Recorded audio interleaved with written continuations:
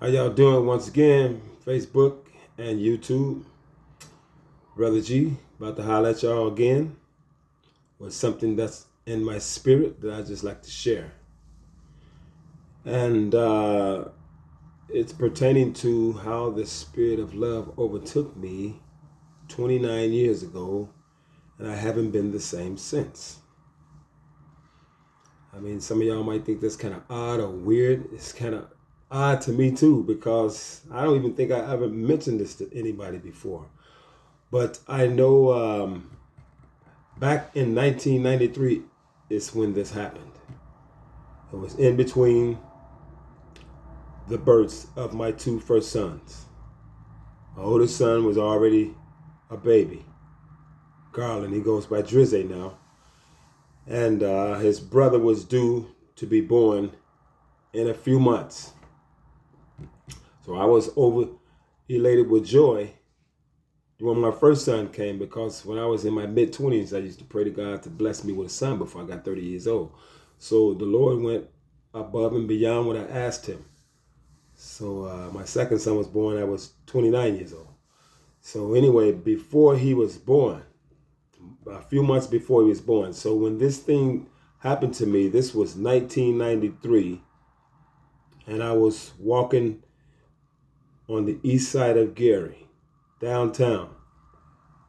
But before I go into it, I just want to give you guys a little background of who I had become, this street guy. You know, I mean, I was taught right and wrong from wrong and stuff like that, but just being out in the streets, and you pick up certain things by hanging out with certain people. So I had become this hardcore street dude. As a teenager, I think starting at 15, 16 years old, gang banging, just real hard. I mean, being a normal kid was just not normal for me. It was too boring.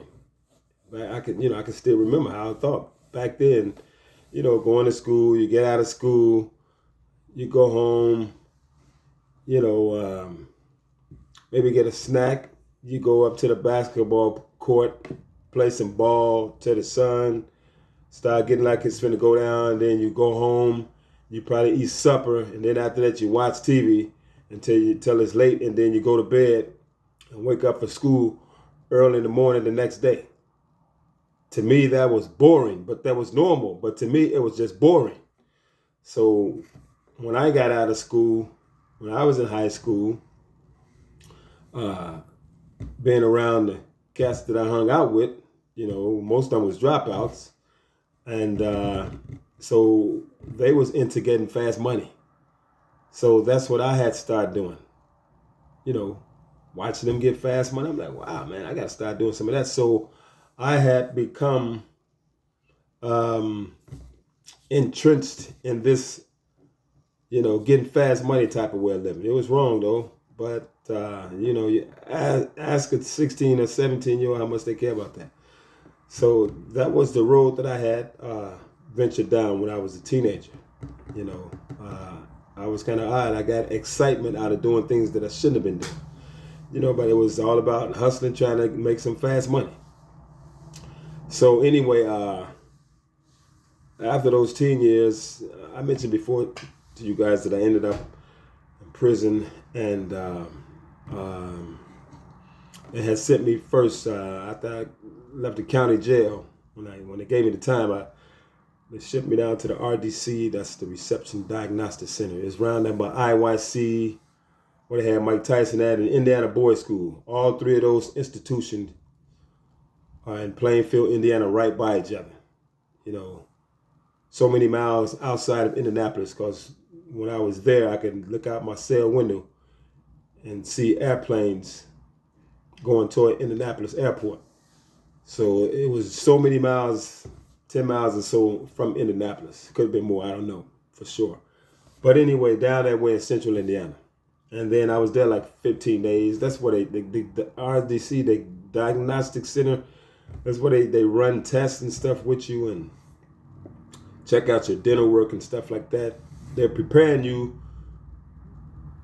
to get ready to be sent to the prison that they're going to send you to. So they ended up sending me to a prison called the Indiana State Farm. That's what it was then. But now it's called the Putnamville Correctional Center. And I was down there about 13 months before they transferred me up north to Westville. And I can remember I was known as Harpo by my nickname. I can remember certain inmates asking me, Harpo, you want to join in with this Bible study with us? Even though I had studied the Bible as a teenager on my own in my bedroom when I was 16, 17, 18, and 19. So here I am now. I caught the case when I was 21. Here I am now, 22, in prison, and these other inmates who are in the dorm that I'm in asking me, do I want to take part in a Bible study? I was like, man, I ain't trying to be no man of God in no place like this. They was like, wow, but why? You know, I said, man, I might have to crack somebody's head any second. I'm not going to try to be no holy man, no man of God in no prison, man. You know, so y'all can just squash that. So I felt like, you know, I need to be this hard individual because in prison, the only way it seemed like inmates respect you as if, you know, you got to get out for your crime. You know what I'm saying? And so I wasn't trying to be no holy roller in the joint. But anyway, I'm just trying to give you guys a little background of how I was this hardcore individual before I get to the point of what happened to me in the summer of 1993.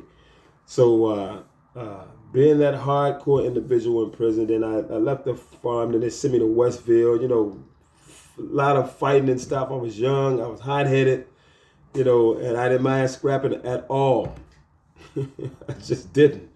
You know what I'm saying? So, you know, not bragging, but that's just the way I was, you know. And so I finally leave Westfield, and I went to the Summit Farm pre-release.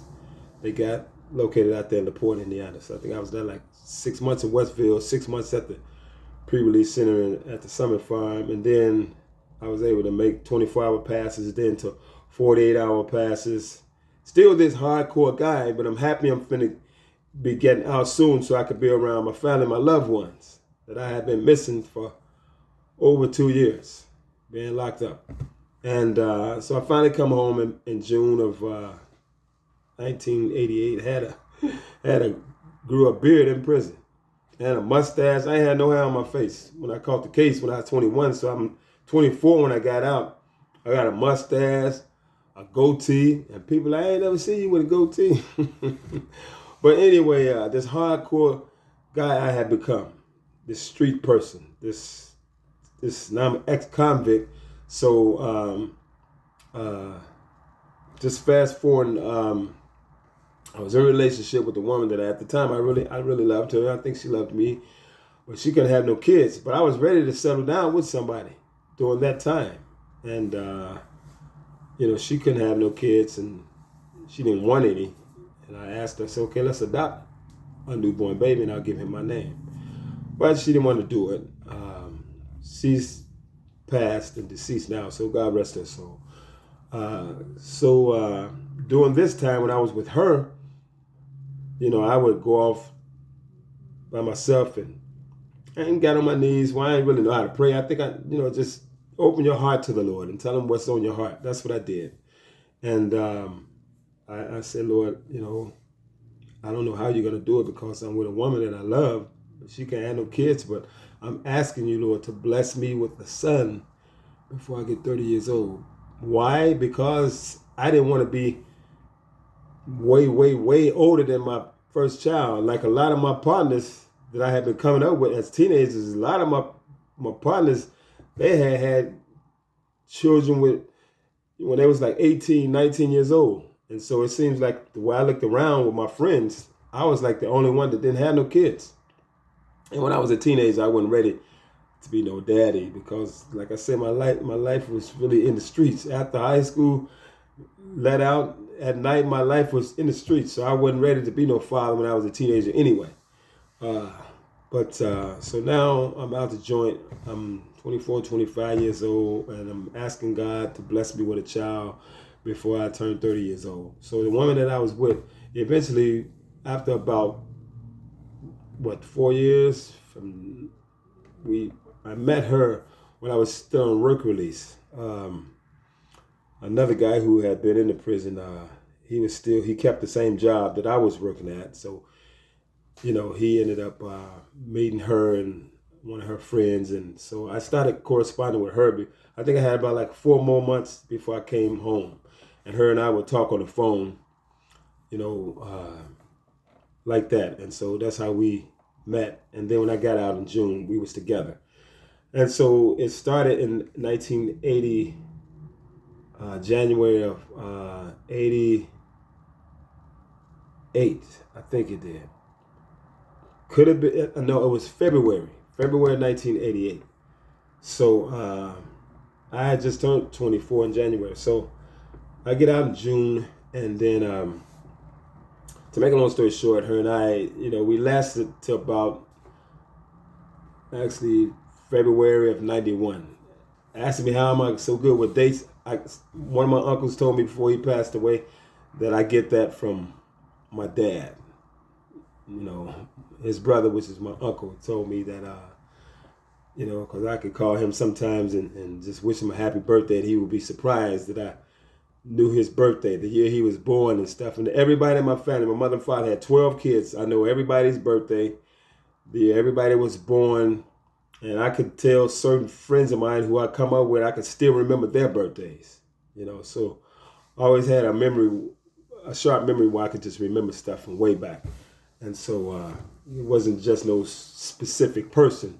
I was just good at dates and had a good memory anyway about certain things. I'm telling y'all about some stuff that happened when I was adult, but when I was a child in elementary school, at Banneker School, I always had some fight in me. I remember one time my mother I was late. I didn't like going to school. I mean, what little bitty kid does, really? I know when I was in the kindergarten, I didn't like it at first. And so sometimes I would just try to stay in the bed so I wouldn't have to go to school. But I can remember specifically this one particular morning, my mother, she was kind of scolding me, "Are you going to school today? You going to school today?" And I didn't want to go to school. So I wasn't crying, but I was just mad because I didn't want to go to school with all these kids that I didn't know.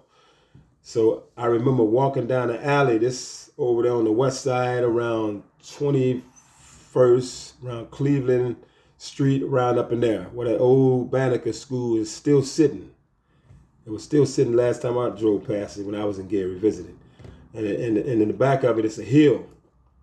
It's a hill. You go down on the school run. The school actually sits on a hill. So anyway, so I'm frustrated because Mama done told me I got to go to school this particular morning.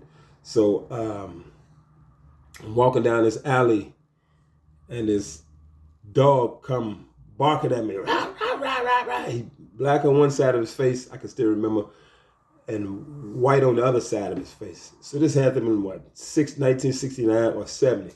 So I'm so mad because I got to go to school and be around all these kids I don't know, and this dog come barking at me, but I didn't run from it. I was just thinking, as soon as he get close enough, I'm gonna swing. And so as soon as he got close enough to me, barking at me, I just reached down, boom, hit that dog right in the mouth. And he was just crying. He ran away from me back up the alley in whatever yard that he came out of. And I can still remember clearly, there was other dogs in people's backyards as I was going toward Banneker School. And so they heard that dog screaming, and the dogs, they remember people scent.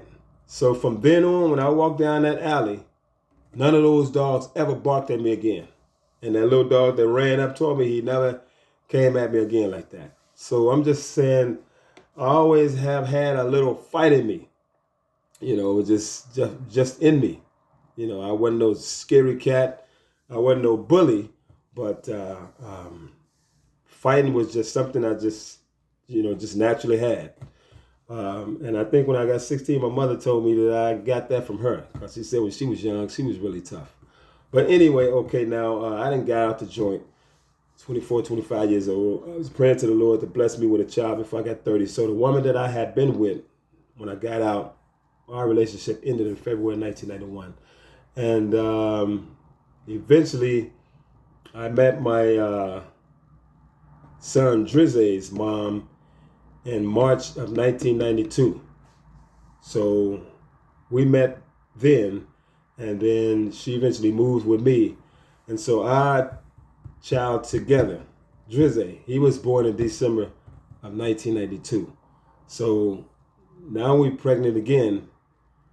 And so when I had this experience that I'm finna share with y'all, this hardcore street guy I was back then. And I said something in another video, that my brother Terry noticed.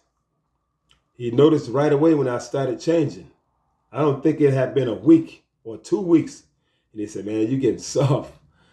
And I mentioned something that about when my kids were born. Okay, yes, I wanted to do better. And I had talked to my son Drizzy's grandmama. She was living in Mississippi, and they told me that they could help me find some work down there. So that's why I ended up going to Mississippi.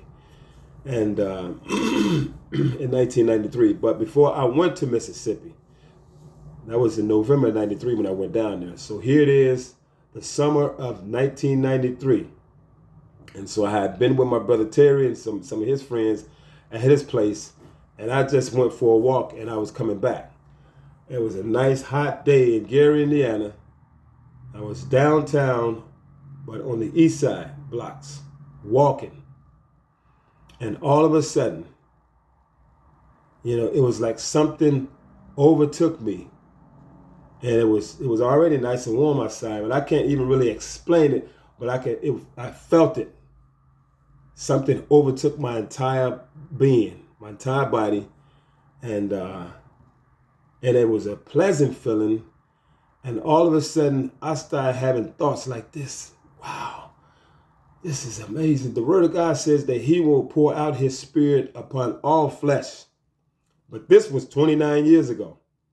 But we know that 1,000 years to the Lord is as one day, and one day is as 1,000 years. So the last days to God might be 2,000 or 3,000 years, but the last days for us, what is that? Like I said, this was 29 years ago, and this peaceful feeling, something just overtook my entire being, and I started having thoughts like this: wow, this is amazing. And I said, from now on, I'm going to try to be kind to everybody I come across. I'm going to be affable to people. I didn't want to be hardcore no more. All of a sudden, when this thing happened to me, I said, I'm going to try to be that way, affable, and walk with kindness toward everybody I meet from here on out, no matter where I go. And you know what? That feeling that overtook me, I call it a spirit of love, because that's the way I could describe it. I don't know what it was, but it still hasn't left me to this day. I was 29 years old when that happened, 29 years ago, in the summer of 1993. So this was right before I went to Mississippi. And so when I went down there in November of 1993, this peaceful, affable, kind, lovable feeling that overtook me, it was still with me, and I had nothing in my heart and in my mind but to go down there and help my kid's mother take care of our 2 boys, because my second son, he was born, I think, about 10 days before I got there. If I had got there before he was born, his name was not going to be Marcus. I was not going to name him Marcus. I was going to name him after my dad. My dad's name is John. My dad's name is John Honey, but I was going to name my son Honey John. So his grandmother and them said, well, we're glad you didn't get down here in time to name him that. But anyway, that was in honor of my father. I was going to give my second son his name, but in reverse. instead of John Honey, but Honey John. Just like I gave my first son my first name, Garland. And I gave my third son my brother Nathaniel's name, Nathaniel. But anyway, and I did name my fourth son, Jordan. Somebody else named him that. And my daughter, I didn't give her the name Glory. Somebody else named her that. But I'm cool with all of the names. But anyway, so when I get to Mississippi, and I still have this, I want to walk in kindness and friendliness toward everybody, no matter where I go. And so when I got down there, I was sitting on the porch, particular days, and people down there, they're not stuck up in the South. I mean, everybody was sociable, and people would drive by in their cars, waving like, welcome, welcome, coming up to me like, where you guys from? So we from Indiana, you know what I'm saying? And is that near Chicago? Wait, what's the name of the city? Gary. A lot of them had never heard of Gary, but they had heard of Chicago. But they was really friendly, and they really welcomed us with open arms. And I was like, wow, these people are so kind down here. You know what I'm saying? It's like if you having car trouble on the road, with your hood up or something, the first car come your way is going to pull over, ask you, what's the trouble? Can I help you? What's your last name? What's your people name? You know what I'm saying? That's how they are in the South.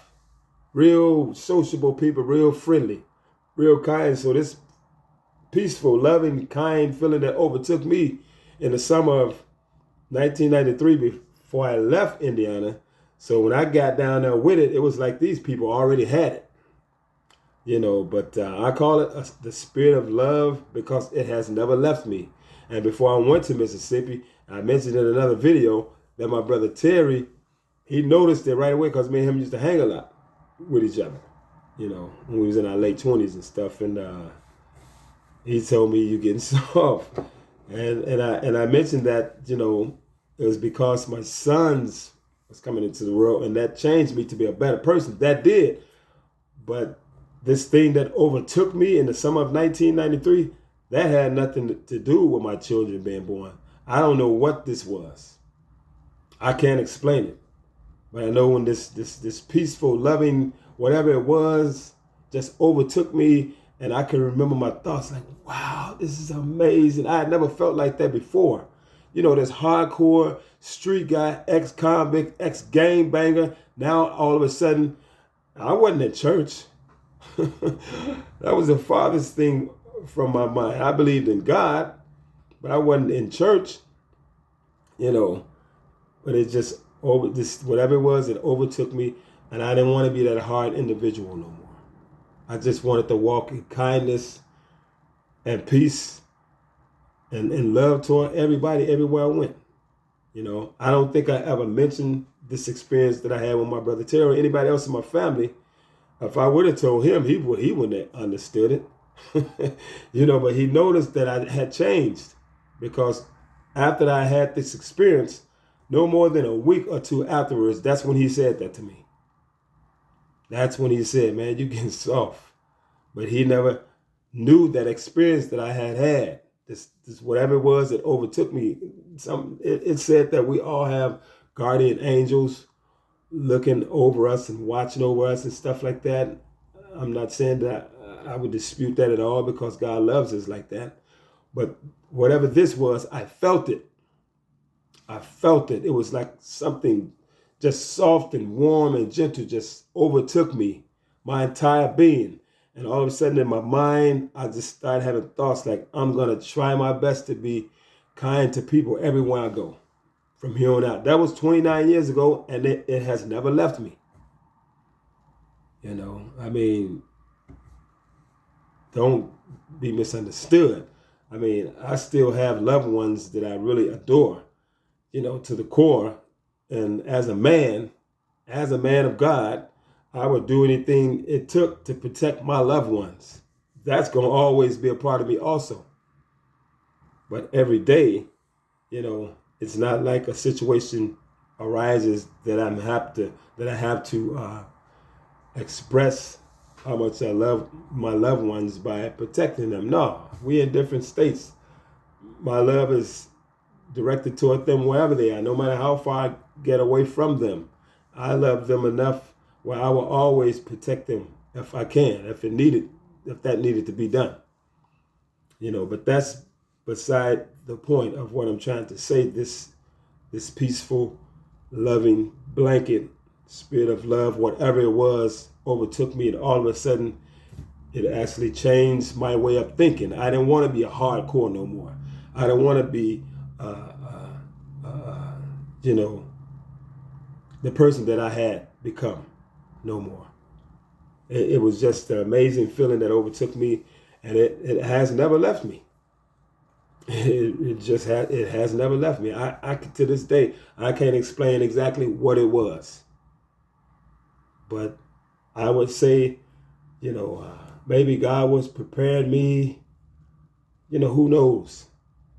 But if it was from the Lord, I say thank you, Lord.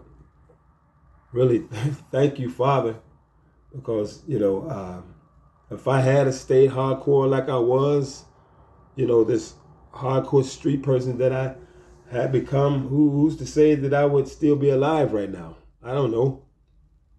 And a situation came up in Mississippi in 1993 where one of my coworkers, young guy named James, he was involved with this young lady in the projects where they stayed.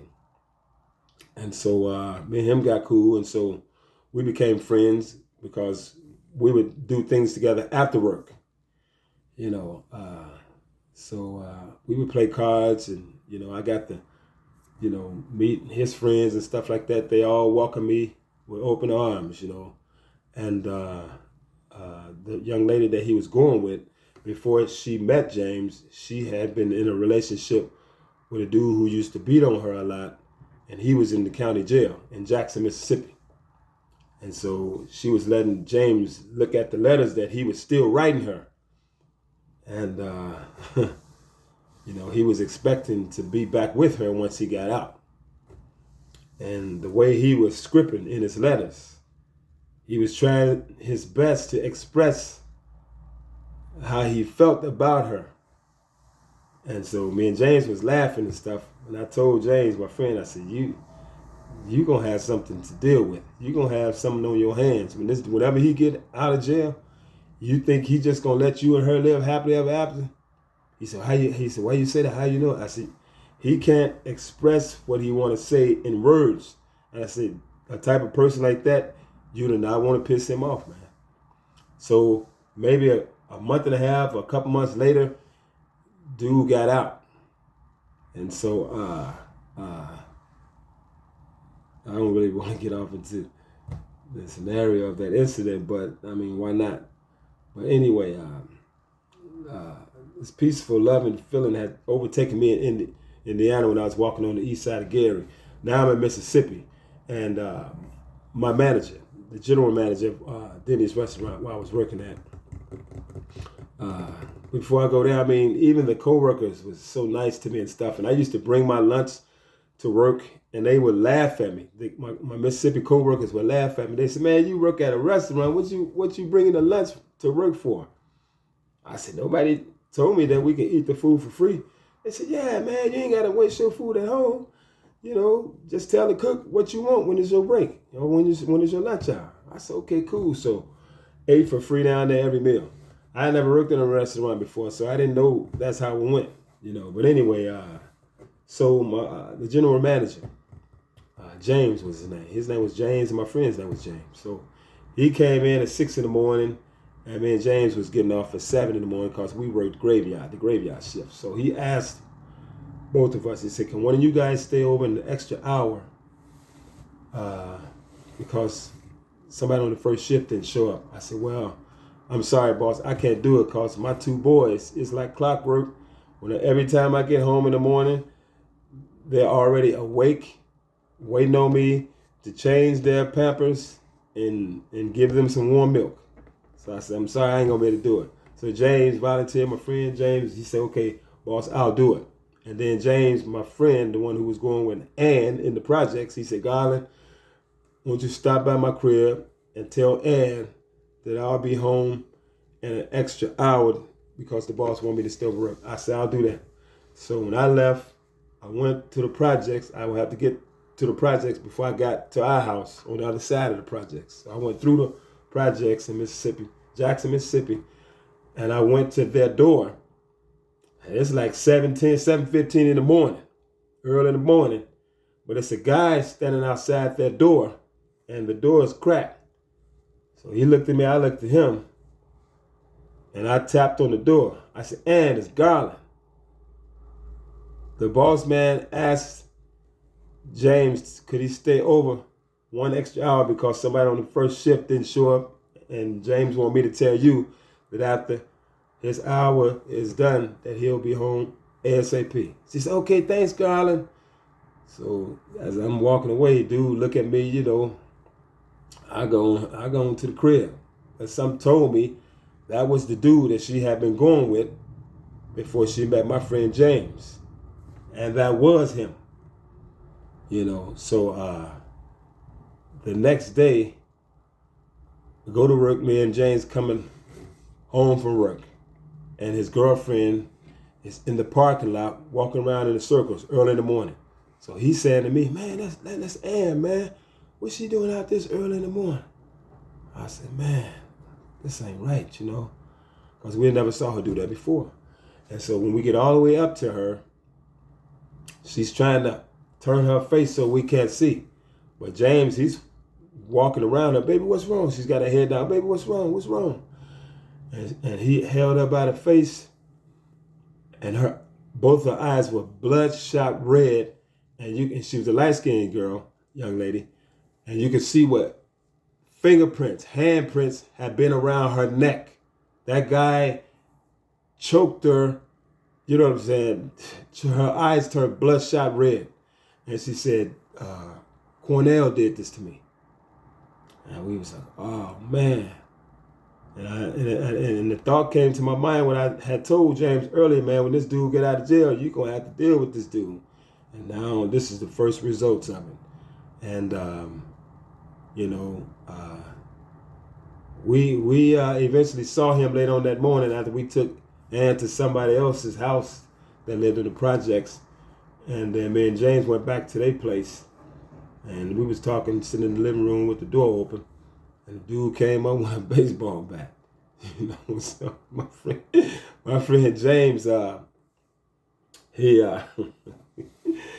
was scared. I could see his whole body was shaking. But the dude wanted his girl back. He wanted his woman back. And so that was a thing right there. But my friend James made a pistol play, and after they had a few words, "Man, why you do that to Ann? Man, if that'd have been my woman, it wouldn't have been no discussion. It would have just been on." But he said, "Man, why you do that to Ann?" He was like, "Well, she should have did what she did. And what you doing with my hat on?"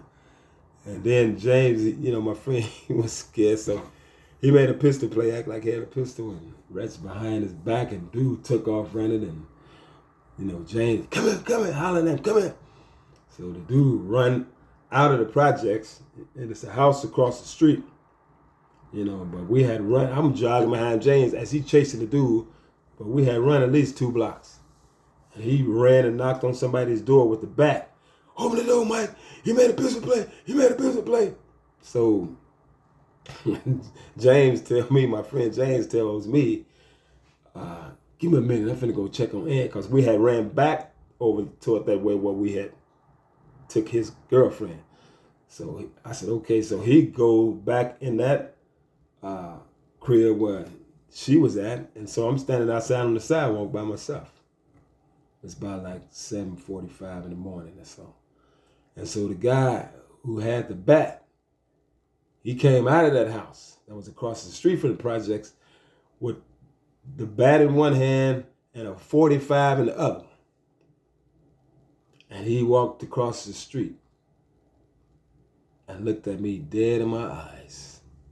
He stood about 10 feet away from me and put that .45, he had his hand extended like this, his arm extended. But he had it pointed right between my eyes. And he was mad, Like I said, I was 29 years old. I knew the streets. I could tell dudes on the streets who just sell a lot of wolf tickets and ain't gonna bust a grape. But I also can tell dudes who made business and they will kill you in a heartbeat. And he was one of those type of individuals that I saw that in. That's all I had to do was say something crazy. I would have been dead before I even hit the ground. As he pointed the gun between my eyes, had it pointed, he said, "You down with it?" And I just looked at him like this. I said, "Man, I'm having family problems myself." And he did like this. He said, "I've been watching y'all for 2 weeks. I got out of jail 2 weeks ago. I've been watching y'all for 2 weeks. I see y'all every morning coming through these projects." He was trying to find out which one of us was involved with his woman, his ex or whatever. And, I ain't saying nothing else. I told him, I'm having family problems of my own. Then he's just started talking, "Man, I got out of jail 2 weeks ago. And I see you and him walking through these projects every morning." So it was time for him to confront the dude who was with his woman before he went to jail. That was his woman. So it was time for him, in his mind, to confront, that individual or both of us. So the door kind of squeaked when my friend had dropped off his girlfriend. He didn't see Cornell out there with the pistol and the bat talking to me. But when the door squeaked, when he came out, Cornell heard that. And so he ran. I'm standing like in front of a part of the project building. And so Cornell ran to the opening. And he saw James, my boy, and I heard the door slam. Boom! And he would just bust. Boo-ah! Boo-ah! Boo-ah! I started walking toward the other way because I didn't live in the projects. I got up out of them projects. And I heard two more shots. Boo-ah! Boo-ah! And to make a long story short, James and three of his friends came by to pick me up, and my kid's mom, she knew something was up, and she said, "Harpo, if you leave, you can't come back in. I know y'all doing something out there." Because her and I have been together for, 2 years. So I guess she could, when you've been around a person a year or two or more, they can tell when something is going on. And so she told me before the car even pulled up. She said, "What's going on, Harpo?" I said, "Look, I guess because I normally get in earlier than I came in. Normally she's in the bed and I'm changing the kids' Pampers and giving them milk. But here it is now. I would usually do that around 7:30, 7:35, but here it is now, an hour later, and I'm just getting in." So she knew that was odd for me to be coming in, that late. It was like 8:30 in the morning. But all this stuff had jumped off in the projects, and that's what had delayed me. And so when my friend and his friends pulled up, and he knocked on the door, and she told me, "If you leave, you can't come back." So James, he said, "I understand," so they cut out.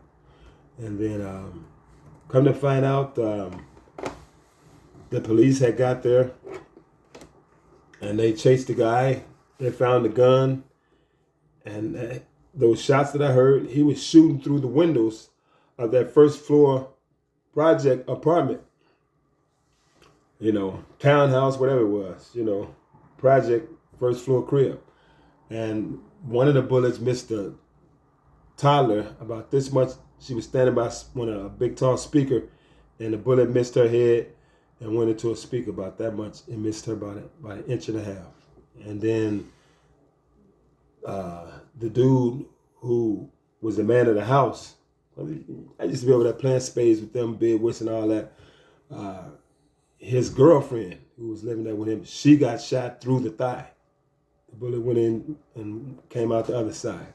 But the police caught him. It was all on the Hines County News down there in Jackson, Mississippi, and everything. You know what I'm saying? But anyway, I don't know. I mean, even before that peaceful spirit of love had overtaken me and Gary, I did know the streets. So I don't think I would have said nothing crazy to do when he had the gun pointed at my face, because I understood how he felt. That was his woman before he got locked up, and then when he get out of jail, now she with somebody else. I can understand his pain and his anger also. But she had said that she didn't want to be with him no more because he was always jumping on her. So I wasn't in it. I wasn't in that. That wasn't my beef. That wasn't my business at all. So it was no cause for me to die for something that had nothing to do with me. I wasn't with Ann. I wasn't with his woman. That was my friend's girlfriend. So that was between them. That wasn't my beef. So I didn't have no cause to say nothing crazy to him. I'm having family problems myself, which I was. I understand his anger. I truly did. But the guy he was mad at was my friend. And that was that. But anyway, I just came on here to tell y'all about this experience I had about this. I call it a spirit of love, because ever since, instead of being hard and hardcore toward people, like I had adapted coming up in the hood as a young teenager, these, street dude and all that, by the time I got 29, I don't know. I mean, we all grow up and mature, in time, some faster than others. But this was something I felt. It wasn't just a change of mind or change of mental capacity about the way I wanted to start living. That was there, but I felt something. This thing that overtook me, I felt it. It was like a warm, soft blanket just had engulfed my whole entire being. If that could be visualized. It was something, I felt it. It was like something warm just overtook me. And all of a sudden I started having thoughts that I just wanted to be a kind person, affable, and walk friendly toward everybody. After being such a hardcore guy, from my teen years all through most of my 20s, and here I was 29 when that happened to me. And that's when my life really started to change. And actually, that feeling, whatever it was, I still feel that way. I don't have nothing toward nobody. I don't care what your nationality is, what your race is, what your color is, what church you go to. We don't all have to have the same beliefs and ideas, and even it's just, I don't have nothing against nobody. Period. I don't have anything in my heart that I'm harboring that's negative or wicked toward anybody on this earth. And that's just the way I feel about anybody that could come to my mind. I don't have no ill will feelings toward nobody. Period. Yep. So I'm going to end it right there. But God willing, I will be having a message coming this Sabbath. And I think it will be called Once Saved, Always Saved. Is that true? So until then, God bless you guys and your families. I love you guys. Okay, peace.